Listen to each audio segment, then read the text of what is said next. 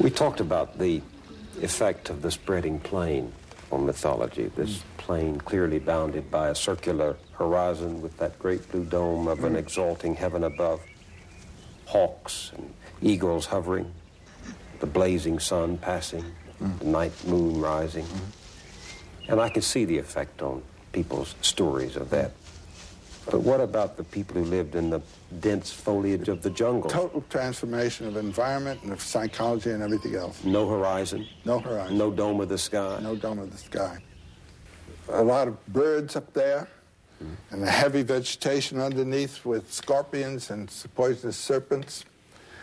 And in between, distances of trees, trees, trees. No sense of perspective. Colin Turnbull tells us a marvelous story of bringing a pygmy out of the forest.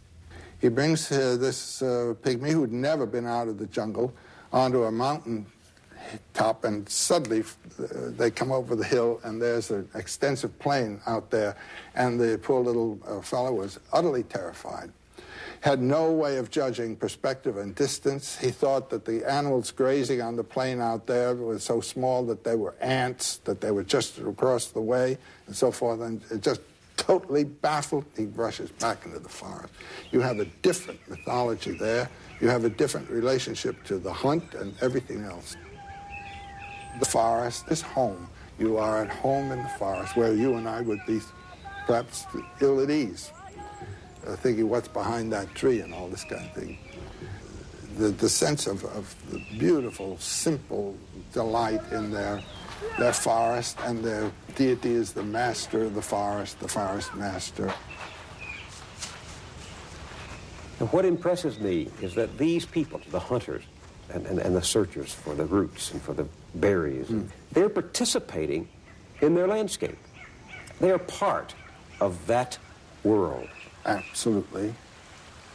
And it becomes sacred to them. Place becomes sacred. Every feature of it does.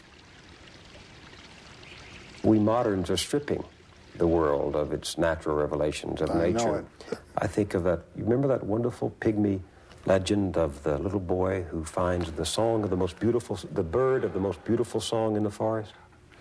And he brings it home, doesn't he? And he asks his father to bring food for the bird, and the father doesn't want to feed only a bird. And one time, the father kills the bird, and when he killed the bird, he killed his own life, and he died. That's it. And the legend says the man killed the bird, and with the bird he killed the song, and with the song himself. I mean, isn't that a story about what happens when human beings destroy their environment? Destroy their world, destroy nature and the revelation of nature. Destroy their own nature.